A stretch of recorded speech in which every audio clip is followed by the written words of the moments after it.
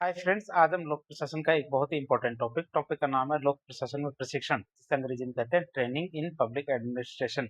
इसके बारे में काफी डिटेल से चर्चा करेंगे। आप हमारे साथ बने रहिए ताकि आप इसके बारे में जानकारी प्राप्त हो सके। तो शुरुआत करते हैं आज का टॉपिक।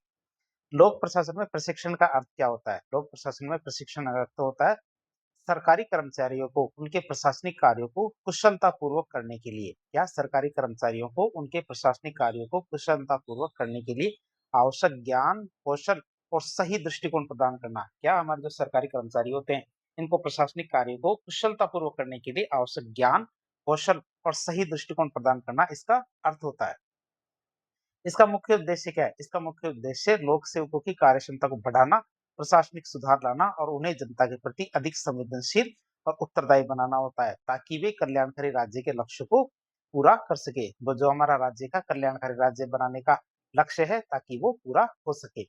यदि आपसे प्रॉपर परिभाषा पूछी जाए तो प्रशिक्षण का अर्थ क्या होगा? तो लोक प्रशासन में भर्ती के बाद कर्मचारी की क्षमताओं को निखारने के लिए, या लोक प्रशासन में भर्ती के बाद कर्मचारी की क्षमताओं को निखारने के लिए प्रशिक्षण एक निरंतर चलने वाली प्रक्रिया होती है। क्या है? प्रशिक्षण एक निरंतर चलने वाली प्रक्रिया होती है। प्रसिद्ध प्रशासनिक विचारक जो हमारे विलियम जी टोरपे हैं, कौन से? विलियम जी टोरपे के अनुसार देखें तो प्रशिक्षण का क्या अर्थ है? कर्मचारियों के ज्ञान, कौशल और दृष्टिकोण को इस प्रकार विकसित करना। क्या? कर्मचारियों के ज्ञान, कौशल और दृष्टिकोण को इस प्रकार से विकसित करना जिससे वे अपने वर्तमान और भविष्य के दायित्वों को अधिक प्रभावी ढंग से निभा सके। जिससे वे क्या अपने वर्तमान और भविष्य के दायित्वों को अधिक प्रभावी ढंग से निभा सके। ये केवल किताबी ज्ञान देना नहीं होता है, मतलब किताब में लिखा हो उसको पढ़ के सुना देना कोई प्रशिक्षण नहीं होता, बल्कि प्रशासनिक अधिकारियों को व्यवहारिक चुनौतियों से निपटने के लिए मानसिक और तकनीकी रूप से तैयार करना होता है। अब हम देखेंगे प्रशिक्षण के प्रमुख उद्देश्यों के बारे में। क्या उद्देश्य हमारे की ऑब्जेक्टिव्स है ट्रेनिंग के, उसकी बात करें तो विभिन्न समितियों जैसे हमारे ब्रिटेन की एस्टन समिति है और प्रशासनिक अनुभवों के आधार पर प्रशिक्षण के मुख्य उद्देश्यों को निम्नलिखित बिंदुओं से समझा जा सकता है। पहला उद्देश्य आता है हमारा कौन सा? प्रशासनिक कार्यकुशलता में वृद्धि करना, मतलब इंप्रूविंग एफिशिएंसी। इसके अंदर हम देखते हैं क्षमता विकास। लोक सेवकों को आधुनिक जो प्रशासनिक तौर तरीके हैं, जो लोक सेवकों को आधुनिक प्रशासनिक लोक तौर तरीके, तकनीकों और फाइलों के प्रबंधन का व्यवहारिक ज्ञान देना इसके अंदर आता है। हमें क्या करना? इंप्रूविंग करनी है एफिशिएंसी को। दूसरा क्या आता है इसके अंदर? उद्देश्य त्रुटियों में कमी करना, तो कार्य के दौरान होने वाली जो गलतियां हैं उनको कम करना, ताकि हमारी कार्य सरकारी योजनाओं का क्रियान्वयन समय पे हो सके। तो हमने पहला उद्देश्य देख लिया, प्रशासनिक कार्यकुशलता में वृद्धि करना। दूसरा उद्देश्य आता है हमारा दृष्टिकोण और व्यवहार में परिवर्तन, मतलब चेंजिंग एटीट्यूड। दृष्टिकोण और व्यवहार में परिवर्तन की बात करें तो कैसे बदलेंगे हम व्यवहार में परिवर्तन दृष्टिकोण में? तो हम जन कल्याण की भावना का विकास करेंगे, तो अधिकारियों को जनता के प्रति संवेदनशील और सहानुभूतिपूर्ण बनाना, ताकि वे नौकरशाही के घमंड से दूर रहे। एक बार जब आईएएस आरएस बन जाते हैं तो हमारी जो नौकरशाही है वो घमंड से चूर हो सकते हैं। प्रशिक्षण के माध्यम से उन्हें जन कल्याण की भावना और जनता के प्रति संवेदनशील और सहानुभूतिपूर्ण बनाया जाता है, ताकि वो ऐसे घमंड से दूर रहे। सकारात्मक सोच की बात करें तो बदलते सामाजिक और आर्थिक परिवेश के अनुसार, क्या बदलते सामाजिक और आर्थिक परिवेश के अनुसार लोक सेवकों में प्रगतिशील दृष्टिकोण को विकसित करना। लोक सेवकों में क्या? प्रगतिशील जो दृष्टिकोण है उसको विकसित करना। फिर तकनीकी एवं नवीन ज्ञान से अवगत कराना। क्या तकनीकी एवं नवीन ज्ञान से अवगत कराने की बात करें, अपडेटिंग नॉलेज की, तो ये उद्देश्य है हमारा, क्या जो हमारे कर्मचारी है उसको क्या तकनीकी और नवीन ज्ञान से अवगत कराना। तो आधुनिक युग के अनुकूल बनाना, मतलब ई गवर्नेंस, डेटा प्रबंधन और नए जो डिजिटल टूल्स है उनका उपयोग सिखाना, ताकि प्रशासन क्या पारदर्शी बना रह सके। और नीति और कानूनों की समझ की बात करें तो सरकार के द्वारा बनाए गए नियमों, अधिनियमों और नीति, क्या सरकार के द्वारा बनाए गए नियमों, अधिनियमों और नीतियों की सटीक जानकारी हमारे कर्मचारियों को देना, तो हमारे तकनीकी और नवीन ज्ञान से अवगत कराना इसका मुख्य उद्देश्य हुआ। एक उद्देश्य आता है हमारा मनोबल और नेतृत्व क्षमता का विकास, तो आत्मविश्वास बढ़ाना। तो कठिन परिस्थितियों और संकट काल में जैसे हमारा आपदा प्रबंधन होता है, वैसे तो कठिन परिस्थितियों और संकट काल में त्वरित और सही निर्णय लेने की जो क्षमता है विकसित करना इसका उद्देश्य है। बात करें टीम भावना की तो संगठन के भीतर, क्या संगठन के भीतर विभिन्न स्तरों पर काम करने वाले जो कर्मचारी होते हैं उनके बीच समन्वय और सहयोग की भावना पैदा करना। तो हमारा चौथा उद्देश्य क्या हुआ? मनोबल और नेतृत्व क्षमता का विकास करना, मतलब टीम भावना का विकास करना। पांचवा उद्देश्य आता है हमारा भविष्य के जो उच्च पद है उनके लिए उनको तैयार करना, तो पदोन्नति के लिए उनको योग्य बनाना। प्रशासनिक सेवा के निचले और मध्य स्तर के जो अधिकारी होते हैं, उनको भविष्य में मिलने वाली बड़ी जिम्मेदारियों और उच्च नेतृत्व के पद हैं, उनके लिए उनको तैयार करना इसका उद्देश्य है। अब हम देखेंगे प्रशिक्षण कितने प्रकार का हो सकता है, मतलब प्रशिक्षण का वर्गीकरण देखेंगे। प्रशिक्षण का वर्गीकरण देखें तो लोक प्रशासन में कर्मचारियों की कार्यकुशलता और दृष्टिकोण को या लोक प्रशासन में कर्मचारियों की कार्यकुशलता और दृष्टिकोण को सुधारने के लिए कई प्रकार के प्रशिक्षण आयोजन किए जाते हैं, मतलब कई प्रकार के प्रशिक्षण या ट्रेनिंग दी जाती है। प्रमुख प्रशिक्षण प्रकारों में प्रवेश पूर्व, सेवाकालीन, औपचारिक, अनौपचारिक, कौशल केंद्रित प्रशिक्षण शामिल होते हैं। कई प्रकार के प्रशिक्षण होते हैं जो क्या करते हैं, अधिकारी को प्रशासनिक और नेतृत्व संबंधी जो चुनौतियां हैं उनके लिए उनको तैयार करते हैं। तो लोक प्रशासन में दिए जाने वाले विभिन्न प्रकार के प्रशिक्षणों का वर्गीकरण हम निम्नलिखित आधारों पे कर सकते हैं। तो किन किन आधारों पे हम जो कर्मचारी है उनको प्रशिक्षण दे सकते हैं। पहला प्रशिक्षण आता है हमारा काल अवधि और चरण के आधार पर। देखें क्या काल अवधि और चरण के आधार पर प्रशिक्षण को देखें तो पहला प्रशिक्षण आता है ना प्री एंट्री ट्रेनिंग, मतलब प्रवेश पूर्व प्रशिक्षण की बात करें तो सेवा में आने से पहले, क्या सेवा में आने से पहले शिक्षण संस्थाओं के द्वारा प्रदान किया जाने वाला प्रशिक्षण है। जैसे हमारे को व्यावसायिक डिग्री, व्यावसायिक या फिर कोई डिग्री पाठ्यक्रम होता है, वो हमारे प्री एंट्री ट्रेनिंग कहलाता है, जो हमारे उम्मीदवार को लोक सेवा के लिए सैद्धांतिक रूप से तैयार करता है। जो हमारा उम्मीदवार होता है ना, उसको लोक सेवा के लिए सैद्धांतिक रूप से तैयार करता है। जैसे कि हमारे कोई सर्जन की हमारी वैकेंसी आती है किसी अस्पताल में, तो उसके लिए जो एमबीबीएस या एमएस की जो ट्रेनिंग होती है, जो हमारे अस्पताल के अंदर मतलब कॉलेज के अंदर ही होती है, वो हमारे प्रवेश पूर्व प्रशिक्षण का हिस्सा मानी जाएगी। फिर आता हमारा प्रवेश पश्चात या फिर आधारभूत प्रशिक्षण, जो हमारा इंडक्शन या फाउंडेशन ट्रेनिंग की बात करें तो सेवा में तुरंत चयन के बाद या सेवा में चयन के तुरंत बाद ये वाली प्रशिक्षण दिया जाता है। उदाहरण के लिए देखें तो हमारे लाल बहादुर शास्त्री राष्ट्रीय प्रशासन अकादमी जो लवासना है, ये नए अधिकारियों को 15 सप्ताह का क्या आधारभूत पाठ्यक्रम प्रदान करता है। कितना? 15 सप्ताह का।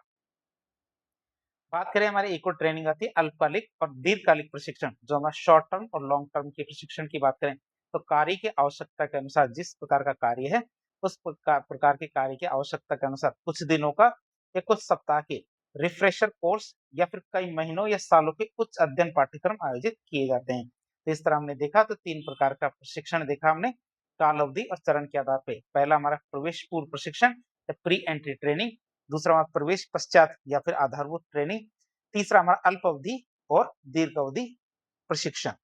अब हम देखेंगे उद्देश्य और विषय वस्तु के आधार पर प्रशिक्षण को, मतलब based on objective and content के आधार पे।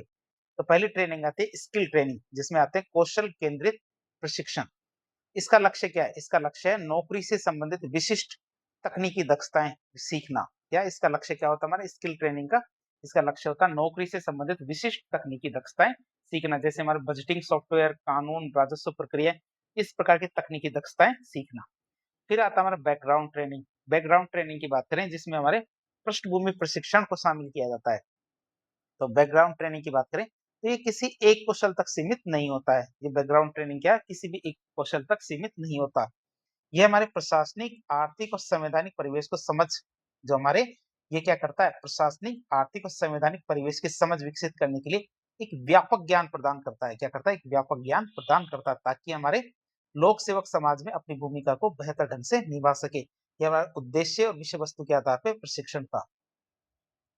तीसरा आता ओरिएंटेशन ट्रेनिंग। ओरिएंटेशन ट्रेनिंग की बात करें अभिविन्यास प्रशिक्षण की, कि जब कोई नया कर्मचारी पदभार ग्रहण करता है, जब कोई नया कर्मचारी क्या पदभार ग्रहण करता है या किसी अनुभवी अधिकारी का नई जगह स्थानांतरण होता है, तब इस प्रकार का प्रशिक्षण दिया जाता है, मतलब अभिविन्यास प्रशिक्षण या ओरिएंटेशन ट्रेनिंग, ताकि उन्हें संगठन के लक्ष्यों और कार्य संस्कृति से परिचित कराया जा सके। मतलब जब नया कर्मचारी आता है तब जाके हमें उन्हें अभिविन्यास प्रशिक्षण देते हैं। तो हमने ये देखा दूसरा उद्देश्य विषय वस्तु के आधार पर प्रशिक्षण। तो इसको में हमने 3 भाग किए, कौन-कौन सा? कौशल केंद्रित प्रशिक्षण मतलब स्किल ट्रेनिंग, दूसरा हमारा पृष्ठभूमि प्रशिक्षण मतलब बैकग्राउंड ट्रेनिंग, और तीसरा आया था हमारा अभिविन्यास प्रशिक्षण मतलब ओरिएंटेशन ट्रेनिंग। अब हम देखेंगे संगठन और पहुंच के आधार पर जो ट्रेनिंग होती है इसकी बात करें। बेस्ड ऑन ऑर्गेनाइजेशनल लेवल, इसमें आता है हमारा विभागीय प्रशिक्षण जो डिपार्टमेंटल ट्रेनिंग, और केंद्रीय प्रशिक्षण मतलब सेंट्रलाइज्ड ट्रेनिंग। विभागीय प्रशिक्षण की बात करें तो किसी विशिष्ट विभाग जैसे हमारा पुलिस या फिर आयकर विभाग के द्वारा अपने कर्मचारियों को उनकी जरूरत के हिसाब से ट्रेनिंग दी जाती है। तो ये किसी विभाग के लिए स्पेशल होती है विभागीय ट्रेनिंग, डिपार्टमेंटल ट्रेनिंग। दूसरी होती है सेंट्रलाइज्ड ट्रेनिंग, एक केंद्रीय एजेंसी के द्वारा विभिन्न विभागों के जो कर्मचारी होते हैं, उनको सामूहिक रूप से प्रशिक्षित किया जाता है। कोई एक सेंट्रल एजेंसी होती है, उसके द्वारा क्या है, विभिन्न विभागों के जो अधिकारी होते हैं, उनको सामूहिक रूप से प्रशिक्षित किया जाता है इसके अंदर। यह प्रशिक्षण बेहतर समन्वय और समझ बनाने में मदद करता है। जो प्रशिक्षण है, ट्रेनिंग है, ये क्या करती है? बेहतर समन्वय और समझ बनाने में मदद करती है। अब हम देखेंगे कार्यस्थल और तरीकों के आधार पे, कि कार्यस्थल और तरीकों के आधार पर ट्रेनिंग के प्रकार देखें। तुम्हारे कार्यस्थल पर प्रशिक्षण होती है, एक तुम्हारा ऑन जॉब ट्रेनिंग होती है, एक हमारे औपचारिक और अनौपचारिक प्रशिक्षण होता है। ऑन जॉब ट्रेनिंग की बात करें तो इसमें हमारे वरिष्ठ अधिकारियों या फिर मार्गदर्शकों के मार्गदर्शन में, क्या इसमें वरिष्ठ अधिकारियों या मार्गदर्शकों के मार्गदर्शन में काम करते हुए व्यवहारिक अनुभव प्राप्त किया जाता है। तो इनके माध्यम से हम क्या करते हैं? व्यवहारिक अनुभव प्राप्त करते हैं। वरिष्ठ नागरिकों, जो अधिकारी हैं, उनके मार्गदर्शन में काम करते हुए व्यवहारिक अनुभव प्राप्त करते हैं। एक ट्रेनिंग का प्रकार होता है हमारे कौन सा? औपचारिक और अनौपचारिक प्रशिक्षण, मतलब फॉर्मल और इनफॉर्मल ट्रेनिंग की बात करें तो औपचारिक प्रशिक्षण में क्या होता है? औपचारिक प्रशिक्षण अकादमियों में व्यवस्थित कक्षाओं के माध्यम से दिया जाता है, जैसे हमारे ट्रेनिंग इंस्टीट्यूट होते हैं, इनके माध्यम से प्रशिक्षण दिया जाता है। जबकि हमारे अनौपचारिक प्रशिक्षण क्या, कार्य के दौरान अनुभव और सहकर्मियों के बीच बातचीत से प्राप्त किया जाता है। तो ऐसा हम देख सकते हैं औपचारिक और अनौपचारिक प्रशिक्षण। तो ये हमने 4 प्रकार देखे हैं प्रशिक्षण के, कौन-कौन से? पहला हमने देखा कालावधि और चरण के आधार पे, दूसरा हमारा उद्देश्य और विषय वस्तु के आधार पे, तीसरा हमारा संगठन और पहुँच के आधार पे, चौथा हमारा कार्यस्थल और तरीकों के आधार पे। अब हम देखेंगे लोक प्रशासन में प्रशिक्षण का क्या महत्व है, मतलब इम्पोर्टेंस और बेनिफिट की बात करें तो प्रशिक्षण क्या है? लोक सेवकों की योग्यता और उनकी जो मूल्य प्रणाली होती है, वैल्यू सिस्टम, दोनों में सुधार लेके आता है। बात करें इसके फायदों की, पहला फायदा होता है कार्यकुशलता और उत्पादकता में वृद्धि। प्रशिक्षण क्या, इससे क्या होता है? कर्मचारी फाइलों के निपटारे और प्रशासनिक प्रक्रियाओं को कम समय में पूरा करना सीख जाते हैं। क्या प्रशिक्षण से क्या होता है? कर्मचारी फाइलों के निपटारे और जो हमारी प्रशासनिक प्रक्रियाएं होती हैं, इनको कम समय में पूरा करना सीख जाता है, जिससे पूरी सरकारी मशीनरी की उत्पादकता बढ़ती है। दूसरा फायदा देखें तो जवाबदेही और पारदर्शिता की बात करें तो ये अधिकारियों को सूचना का अधिकार और नागरिक चार्टर जैसे जो हमारे उपकरण है, इनका सही उपयोग सिखा के प्रशासन को जनता के प्रति क्या जवाबदेह बनाता है। क्या करता है? प्रशासन को जनता के प्रति जवाबदेह बनाता है। तीसरा फायदा आता है तकनीकी अनुकूलन। तकनीकी अनुकूलन की बात करें, डिजिटल एडेप्टेशन की, तो ई गवर्नेंस और मिशन कर्मयोगी के डिजिटल मंच जो हमारा आई गोट है, क्या ई गवर्नेंस और मिशन कर्मयोगी का जो हमारा डिजिटल मंच है, जिसे आई गोट भी कहते हैं, इसके माध्यम से कर्मचारी को एआई, डेटा गवर्नेंस और साइबर सुरक्षा जैसी जो आधुनिक टूल्स है, उनका ज्ञान मिलता है। फिर निर्णय क्षमता और संकट प्रबंधन की बात करें तो बाढ़, महामारी या फिर कानून व्यवस्था बिगड़ने जैसी जो आपातकालीन स्थितियां आती है, बाढ़, महामारी या फिर कानून व्यवस्था बिगड़ने जैसी जो आपातकालीन स्थितियां आती है, तो ऐसी स्थिति में अधिकारियों को बिना घबराए त्वरित और सटीक निर्णय लेने में मदद मिलती है ट्रेनिंग के माध्यम से। फिर भविष्य के नेतृत्व का निर्माण करना की बात करें तो वरिष्ठ पदों पर पदोन्नति से पहले, क्या वरिष्ठ पदों पर जब उनको प्रमोशन दिया जाता है, पदोन्नति दी जाती है, तो उससे पहले दिया जाने वाला सेवाकालीन प्रशिक्षण अधिकारियों में नीति निर्माण और रणनीतिक प्रबंधन के गुण विकसित करता है। अगले लाभ की बात करें तो हमारे निगरानी और गलतियों में कमी। सुप्रशिक्षित जो कर्मचारी होता है, ये नियमों के अनुसार काम करते हैं, जिससे क्या वित्तीय और कानूनी त्रुटियां कम से कम होती है और वरिष्ठों के द्वारा बार-बार निगरानी की आवश्यकता कम होती है, मतलब ये आवश्यकता घट जाती है। तो ये हमने इसके लाभ देखे। अब देखेंगे लाभ या महत्व दोनों एक ही बात है, देखें। अब हम देखेंगे प्रशिक्षण तो बहुत अच्छी चीज है, लेकिन इसके मार्ग में बहुत सारी चुनौतियां, मतलब चैलेंजेस भी आते हैं। तो प्रशासनिक सुधार आयोगों और विशेषज्ञों के अनुसार देखें तो वर्तमान प्रशिक्षण प्रणाली में बहुत सारी कमियां हैं या फिर हमारी व्यवहारिक चुनौतियां मौजूद है। बात करें कौन कौन सी? पहली चुनौती आती है सामान्य बनाम विशेषज्ञ का विवाद। तो आज का युग क्या तकनीकी गहराई की मांग करता है? कैसी तकनीकी गहराई की मांग करता है? मतलब जलवायु जोखिम मॉडलिंग, साइबर सुरक्षा, मतलब किसी विशेष क्षेत्र के अंदर तकनीकी गहराई की मांग करता है। लेकिन जो हमारी प्रशिक्षण प्रणालियां हैं, अभी भी क्या अधिकारी को सामान्य के रूप में ही तैयार करने के लिए तैयार रहती है, कि उनको क्या अधिकारी है, अधिकारी को सामान्य के रूप में तैयार करती है। तो परंपरागत और आउटडेटेड पाठ्यक्रम की बात करें तो कई प्रशिक्षण संस्थाओं का पाठ्यक्रम आज भी क्या है, औपनिवेशिक काल के नियमों और कागजी प्रक्रियाओं पर आधारित है, जिससे क्या होता है आधुनिक सामाजिक आर्थिक बदलावों का अभाव है, जिसमें क्या है हमारे आधुनिक सामाजिक आर्थिक बदलाव है, उनका अभाव पाया जाता है। एक और कमी की बात करें तो पदोन्नति कैरियर से जुड़ाव नहीं होना। भारत में क्या है प्रशिक्षण को पदोन्नति या फिर अच्छे पोस्टिंग के सूचकांक से सीधे नहीं जोड़ा जाता, जिससे क्या कर्मचारियों में प्रशिक्षण लेने के प्रति प्रेरणा की कमी रहती है, कि यदि हमारी प्रशिक्षण अच्छा लेंगे तो उसका प्रमोशन अच्छा होगा, ऐसा नहीं होता, प्रशिक्षण दे दिया जाता है, प्रमोशन दे दिया जाता है। तो पदोन्नति और करियर से जुड़ाव न होना प्रशिक्षण का। फिर संसाधनों और बुनियादी ढांचे की कमी की बात करें, तो राज्य स्तर के छोटे प्रशिक्षण संस्थान है क्या, राज्य स्तर के जो छोटे प्रशिक्षण संस्थान है उनमें आधुनिक कंप्यूटर लैब, उच्च गति वाला इंटरनेट और योग्य प्रशिक्षकों का भारी अभाव पाया जाता है। फिर अधिकारियों का उदासीन रवैये की बात करें, तो अक्सर हमारे सिविल सेवाकालीन जो प्रशिक्षण होते हैं, इनको केवल एक छुट्टी, एक काम से ब्रेक के रूप में देखते हैं। यदि ट्रेनिंग आ गई, तो ट्रेनिंग को कैसे देखते हैं कि उस दिन की तो छुट्टी जैसा ही है या फिर काम से ब्रेक मिला है, जिससे क्या इसका वास्तविक लाभ क्या संगठन को कभी मिल ही नहीं पाता। क्यों? क्योंकि अधिकारियों का ट्रेनिंग के प्रति क्या होता है? उदासीन रवैया होता है। फिर बार-बार होने वाला स्थानांतरण, तो अधिकारियों का औसत कार्यकाल बहुत कम, मतलब लगभग 16 महीने ही माना जाता है, जिससे किसी विशिष्ट कार्य के लिए प्रशिक्षित जो अधिकारी है, उसका अचानक दूसरे विभाग में तबादला होने से वो जो प्रशिक्षण उसे मिला है, वो बेकार हो जाता है। अब इस प्रकार से बहुत सारी चुनौतियाँ आती है और चुनौतियों को दूर करने के लिए बहुत सारे सुझाव भी दिए जाते हैं। जैसे कि लोक प्रशासन में प्रशिक्षण की जो चुनौतियाँ हैं, उनको दूर करने के लिए दूसरे प्रशासनिक सुधार आयोग ने अपनी 10वीं रिपोर्ट कार्मिक प्रशासन का पुनर्गठन में कई महत्वपूर्ण सुझाव दिए हैं। इसके साथ ही भारत सरकार ने इन सुझावों को अमली जमा पहनाने के लिए क्या है, मिशन कर्मयोगी कार्यक्रम शुरू किया है। अब बात करें दोनों के जो प्रमुख सुझाव और सिफारिशें कौन-कौन सी हैं, उनकी बात करें। तो सबसे पहले हम देखेंगे जो दूसरा प्रशासनिक सुधार आयोग था, उसके कौन-कौन से सुझाव थे। आयोग ने सिविल सेवकों के प्रशिक्षण को और अधिक प्रासंगिक और परिणाम उन्मुख बनाने के लिए ये बहुत सारी सिफारिशें दी हैं और सिफारिशें कौन-कौन सी है। पहली सिफारिश दी उन्होंने अनिवार्य आवधिक प्रशिक्षण, जो मैंडेटरी पीरियोडिक जो ट्रेनिंग है उसकी बात करें, तो प्रत्येक सरकारी कर्मचारी के लिए सेवा में प्रवेश के समय, मतलब इंडक्शन स्टेज की बात करें, तो उस समय फिर कैरियर के विभिन्न चरणों में समय-समय पर प्रशिक्षण देना अनिवार्य होना चाहिए। फिर पदोन्नति से जुड़ाव की बात करें, लिंक विद प्रमोशन, तो प्रशिक्षण को केवल एक औपचारिकता नहीं माना जाना चाहिए। प्रशिक्षण कार्यक्रमों को सफलतापूर्वक पूरा करना ही सेवा में स्थायीकरण और अगली पदोन्नति की न्यूनतम आवश्यक शर्त होनी चाहिए। मतलब पदोन्नति से जुड़ाव की बात करें, तो प्रशिक्षण को केवल औपचारिक नहीं माना जाना चाहिए कि केवल प्रशिक्षण ले लिया बस काफी है, ऐसा नहीं होना चाहिए। प्रशिक्षण पाठ्यक्रमों को सफलतापूर्वक पूरा करना, मतलब उसके बाद एक टेस्ट या एग्जाम भी होना चाहिए और ये पूरा करना ही सेवा में स्थायीकरण, मतलब कन्फर्मेशन और अगली पदोन्नति की न्यूनतम आवश्यक शर्त होनी चाहिए। मतलब वो टेस्ट होना चाहिए। फिर सामान्य से विशेषज्ञता की ओर की बात करें, शिफ्ट टू स्पेशलाइजेशन की, तो प्रशासन में जटिलताओं को देखते हुए प्रशिक्षण ऐसा होना चाहिए जो हमारे अधिकारी को उनके कैरियर के मध्य चरण में किसी विशिष्ट क्षेत्र, जैसे हमारे वित्त, पर्यावरण या साइबर सुरक्षा में विशेषज्ञ बनने में मदद करे। तो इस प्रकार की ट्रेनिंग होनी चाहिए। फिर व्यवहार और दृष्टिकोण में बदलाव की बात करें, तो प्रशिक्षण का मुख्य फोकस केवल नियमों को रटाना नहीं, बल्कि हमारे लोक सेवकों में संवेदनशीलता, जवाबदेही और नागरिक केंद्रित दृष्टिकोण विकसित करना होना चाहिए।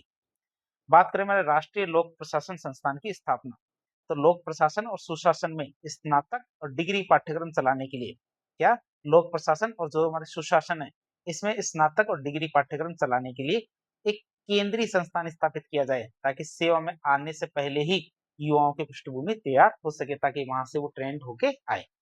अब मिशन कर्मयोगी के माध्यम से कौन कौन से सुझाव दिए गए हैं, बात करें इसकी, तो सरकार ने मिशन कर्मयोगी, मतलब राष्ट्रीय सिविल सेवा क्षमता विकास कार्यक्रम, इसके तहत क्या प्रशिक्षण पद्धतियों को पूरी तरह से बदलने के लिए बहुत सारी रणनीतियां अपनाई गई है। जैसे नियम आधारित से भूमिका आधारित परिवर्तन, क्या, नियम आधारित से भूमिका आधारित परिवर्तन की बात करें, तो अधिकारी को केवल नियमों के तहत काम करने की बजाय उनकी वर्तमान भूमिका और पद की जिम्मेदारी के हिसाब से विशिष्ट प्रशिक्षण दिया जाना चाहिए।